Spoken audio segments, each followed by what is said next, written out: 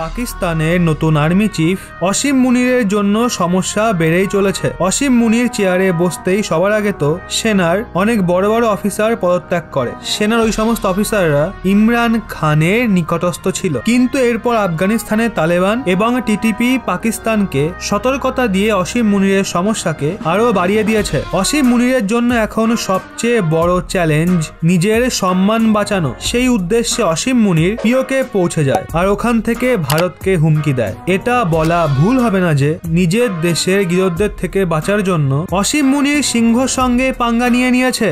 আসলে টিটিপি যবে থেকে পাকিস্তানে হামলার হুমকি দিয়েছে তবে থেকেই অসীম মুনির দৌড়ে দৌড়ে বেড়াচ্ছে। দৌড়াতে দৌড়াতে অসীম মুনির পিওকে পৌঁছে যায় আর উনি ওখান থেকে ভারতকে হুমকি দেয় আর বলে তারা সব ধরনের লড়াইয়ের জন্য তৈরি আছে। অসীম মুনিরের কাছে নিজের চাকরি বাঁচানোর জন্য এই একটা রাস্তাই ছিল, সবার নজর এড়ানোর জন্য অসীম মুনির ওই বিষয়টা তুলে ধরে যেটা নিয়ে ভারত লাগাতার বয়ান দিচ্ছে। অসীম মুনির পিওকে থেকে ভারতকে হুমকি সুরক্ষা মন্ত্রী রাজনাথ সিং ও ভারতীয় সেনার northern army commander lieutenant general Upendra দ্বিবেদীর সদ্যই দেওয়া বয়ানে জবাবে দিয়েছে। আপনাদের মনে আছে রাজনাথ সিং অক্টোবর মাসে বলেছিল গিলগিট বালতিস্তান ভারতের অংশ আর ভারতের বিকাশ ততক্ষণ পূরণ হবে না যতক্ষণ না ওখানকার বিকাশ হবে। ভারত এমনিতেই পিওকেতে হামলা করার জন্য রেডি হয়ে বসে আছে আর এখন তো স্বয়ং পাকিস্তানের আর্মি চিফ পিওকেতে পৌঁছে ভারতকে হামলা করার জন্য উস্কাচ্ছে। অসীম মুনির পিওকে গিয়ে ভারতকে হুমকি দেয়নি, বরং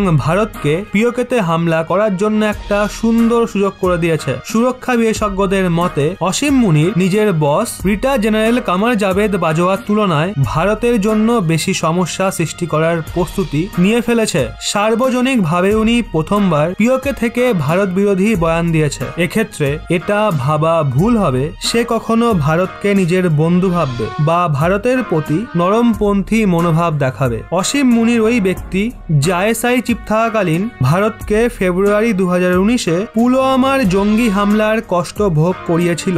ভারত এই ব্যাপারটা ভালো মতো জানে। অসীম মুনির ইন্টেলিজেন্সে মহারথী আর জম্মু কাশ্মীরের কোনা কোনা তার নখদর্পণে। ভারত এটাও জানে অসীম মুনির কোনো খতরনাক প্ল্যানের প্রস্তুতিও নিতে পারে। পিওকেতে অসীম মুনিরের আগমন কোনো বিপদের সংকেত হতে পারে, কিন্তু এইবারও ভারতের জওয়ানরা তাদের রাইফেলের ট্রিগারে আঙুল দিয়ে বসে আছে। এক পা এগোলেই সোজা হেডশট। যতদিন ভারতের বীর সেনারা বর্ডারে আছে ততদিন পর্যন্ত ভারত কোনো বিপদেরই পরোয়া করবে না। ভারতের ওপর শত্রুপক্ষ অ্যাটাক করলে তাদের ওপর ডবল অ্যাটাক হবে আর এর প্রমাণ ভারত আগেও বহুবার দিয়েছে। তাই শত্রুপক্ষ যত তাড়াতাড়ি এই ব্যাপারটা বুঝে যাবে সেটা তাদের জন্য ততই মঙ্গলজনক হবে। তো বন্ধুরা, আপনাদের কি মনে হয় অসীম মুনির কি সত্যি বড় কিছু করার পরিকল্পনায় পিওকেতে এসছে? কমেন্টে অবশ্যই জানান।